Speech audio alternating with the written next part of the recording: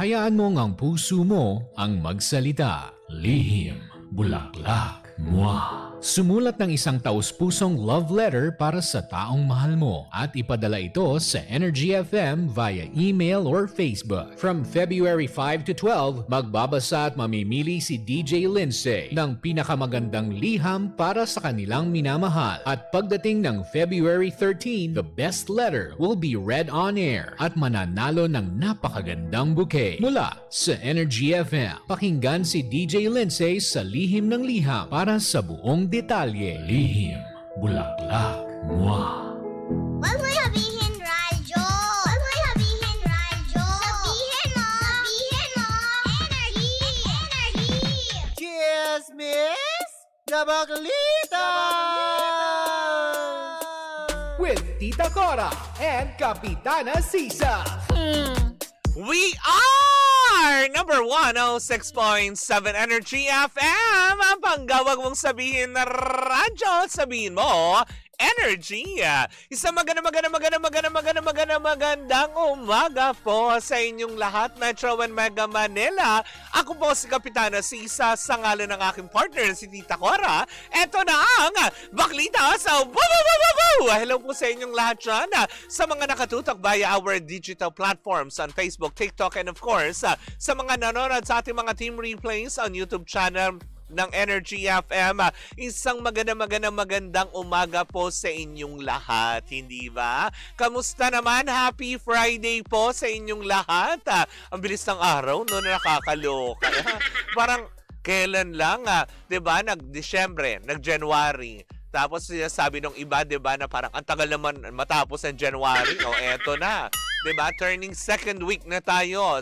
Next week, 'di ba, ng Pebrero, pero parang ang bilis lang din ng February ngayon kasi 28 days lang, hindi ba? No, nakakaloka. Pero alam mo 'yon, sobrang wala lang. Sobrang ako yan nagagalak ngayong araw na ito, hindi ba? Na maraming bagay tayong dapat ipagpasalamat sa Panginoon, hindi ba? Hindi lang dahil sa sinagot niya kung ano yung ating dalangin, kung hindi, 'di ba? May maraming bagay na itinutulong ang Panginoon sa atin na sometimes yung iba na parang ay kasi porket hindi ibinigay sa iyo yung eksaktong kahilingan mo, 'di ba? Is parang sasabihin mo na parang ay hindi totoo 'yan.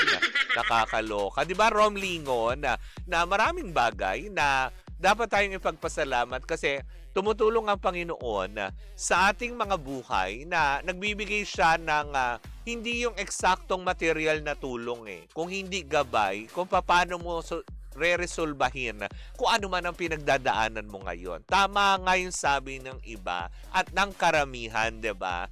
Magdasal ka lang. O, 'di ba?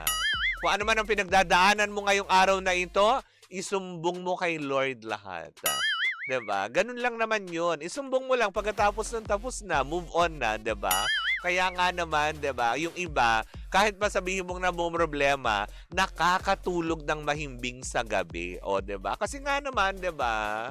Pero mamaya natin pag-uusapan 'yan kasi nga yung isang aktor, 'di ba, na pinilit magbago at alam mo yung maniwala sa Panginoon. Ngayon kinukutsa siya. Pero mamaya yan ng second hour, diba? Ng bongga.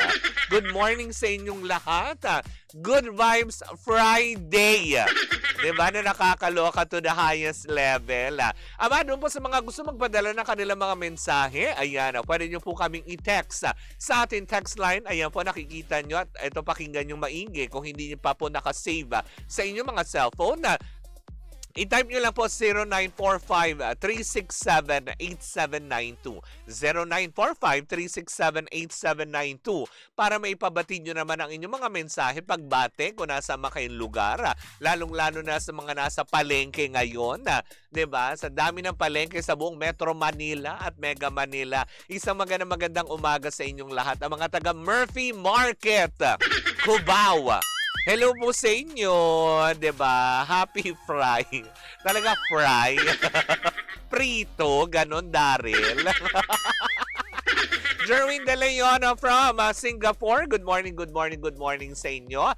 And of course, hello pa rin po sa ating mga tagapakinig all the way, 'di ba? From the land down under, 'di ba? Australia. Diba? Ang Reyna ng Australia, Cathy Amos, hello po sa inyong lahat dyan. At syempre, ang branch ng Gordos Crispy Pata dyan sa may San Juan. Malapit po yan sa may Phil Oil Arena. Hello po, maraming salamat po habang kayo ay nagbubukas ay nakatune in po kayo sa Energy FM. Maraming salamat po. At syempre sa Bistro Group, lalong-lalo na sa Secret Recipe, hello po sa inyong lahat. Good morning. At syempre sa mga tagapangalaga ng ating ganda, o diba? Ang Envy Beauty and Wellness Center. Envy Skin. Yun, diba? Hello po. Yan, good morning po, Sir Angelo Dominguez. Good morning po, syempre, sa lahat po ng Envy. Ayan, Skin Wellness, Beauty and Wellness Center dyan sa may Grandia Place sa may, tapat lang yan ng ABS-CBN. Hello po, good morning po sa inyong lahat. Pero eto na, ang ating first, Baklitas!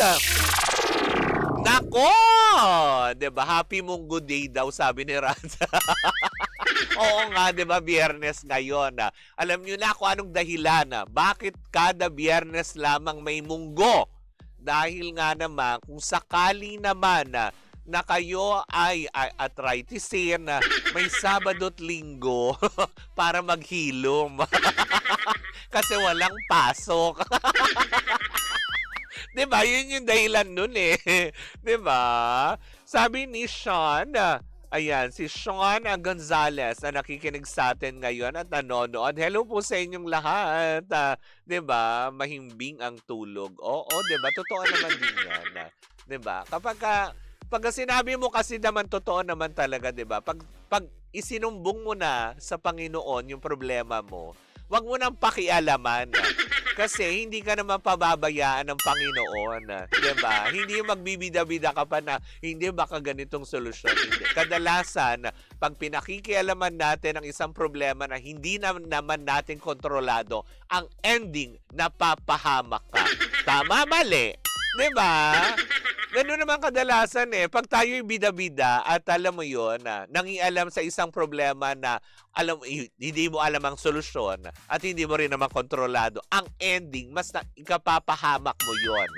Diba? Na nakakaloka. Pero ito na ang ating Baklay Test!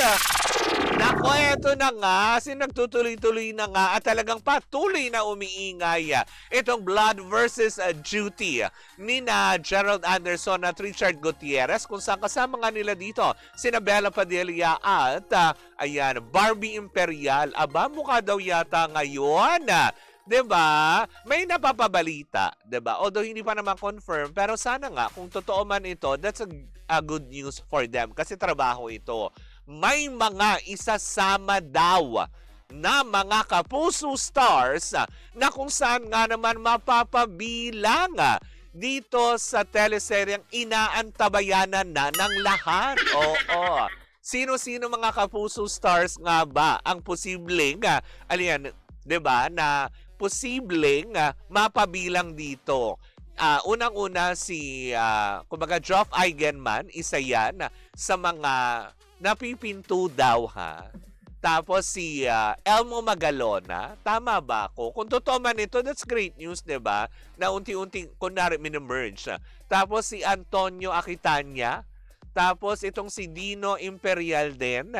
Parang ito yung apat na pangalan lamang ating nasagap na chismis na posible nga daw na makasama dito sa Blood versus Duty. Oh, that's great news, diba?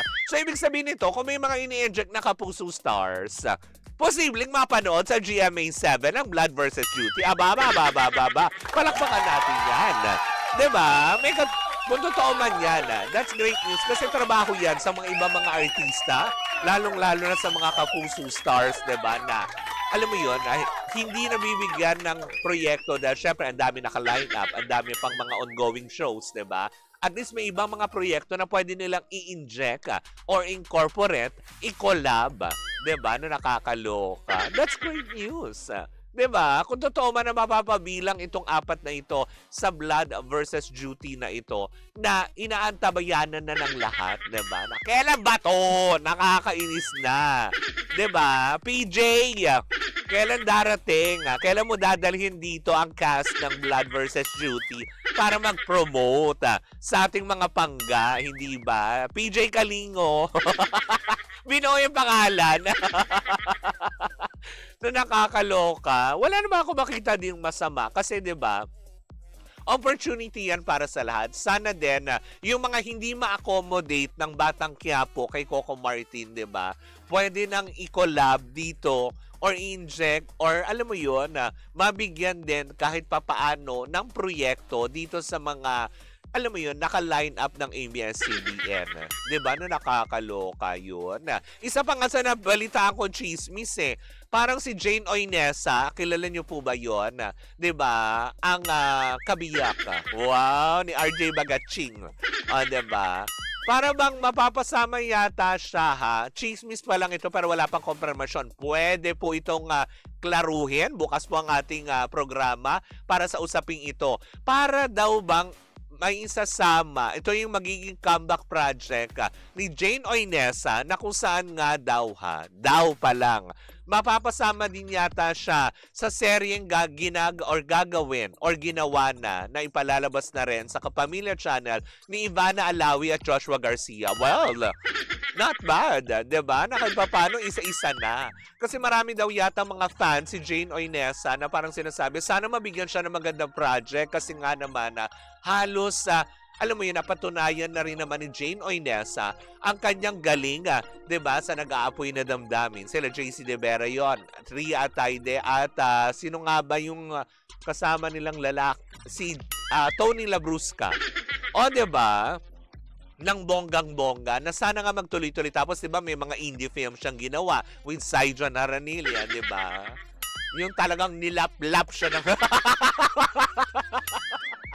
yung talagang nilap-lap siya ng husto ni Saija. Gusto niyo yun?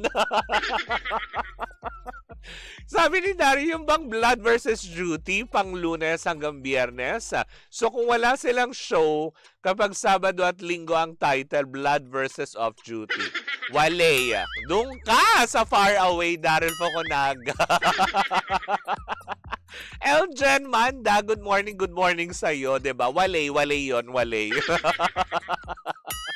Pero yun na nga, diba? That's a great news, diba? Na unti-unti nang nagkakaroon ng, kumbaga parang divine intervention. Ay, anong divine intervention? Hindi ganun yun. Divine intervention? Ano yan? Magmimilagro. Hindi, kumbaga parang nagkakaroon na ng collaboration between networks na isa lamang patunay na ito na hindi na, alam mo yun, no more network wars, diba? Kumbaga parang ngayon is at least papano tuloy-tuloy na nabibigyan ng proyekto. Total, ang goal lang din naman ng bawat networks ay makapaghatid ng saya at dekalidad na mga proyekto tulad ng mga teleserye ng Kapamilya Channel, ng Kapuso at ng Kapatid Network, hindi ba? Stel Flores, watching you from Iloilo City. Hi ga! Kamusta ka ga? Diba? Na nakakaloka. But anyways, we'll be happy for them kahit papaano, diba? Kung totoo man ito, clap, 'di ba? Tabayanan na lang natin, 'di ba? Na mapabilang. Sana mas marami pang artista ang mapabilang, 'di ba? Kasi nga kung si Richard Gutierrez nga naisingit nga niya ang kanyang labidubs na si Barbie Imperial, 'di ba? Na nakakaloka. Why not na isama rin ang ibang mga artista, 'di ba? Issue ka bakla, nakakainit. Diba na nakakaloka? But anyways, naku mga bangga, yan po muna. Sabi niya, mas maganda ang acting ni Jane Oinesa kaysa kay Jay. Ay! Hindi ka magkukumpara. Oo. Oo nga, nasa na kaya yun, ano? Where is? Dapat yan ang tinatanong ng mga tao. Imbis na si Fiang yung hinahanap. Hanapin na natin, asa na si Jane De Leon? Ay, parang papasok siya ng Batang Quiapo, if I'm not mistaken. O, 'di ba? May comeback project din naman siya, 'di ba? Tungkol ba saan yung Blood versus Duty? Para malaman mo kung mataas yung cholesterol mo, triglycerides, ganyan. Blood chem pala. Yung bakla bubo.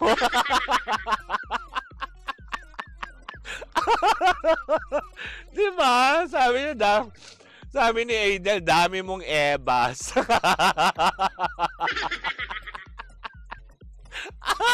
Ay, but anyways, 'di ba? Sabi nga totoo naman 'di ba? Na mas maganda nga naman na mabigyan ng mas maraming oportunidad ang mga artista nga, 'di ba? Na nasasayang lang kasi kung nakatenga, 'di ba? Kahit pa hindi naman na siguro mamimili yan ng roles kay supporting o lead roles, basta ang importante may trabaho. O, 'di ba? Na nakakaloka. Anyways, naku mga panggayang po muna ang ating unang chika na first hour ng programa Baklita sa ating pagbabalik. Isang umatigabong chikahan na naman ng daradala na nag-iisang bakla. Oo, nakakaloka. Habang naka-leave pa ang ating kumaring si Tita Cora. Well, in the meantime, mga pangga, ako pumuli si Kapitana Sisa. Sa ngalan ng aking partner na si Tita Cora, tuloy-tuloy pa rin po ang ating tugtugan. Dito po lamang yan sa number 106.7 Energy FM. Panggawag mong sabihin radyo, sabihin mo energy.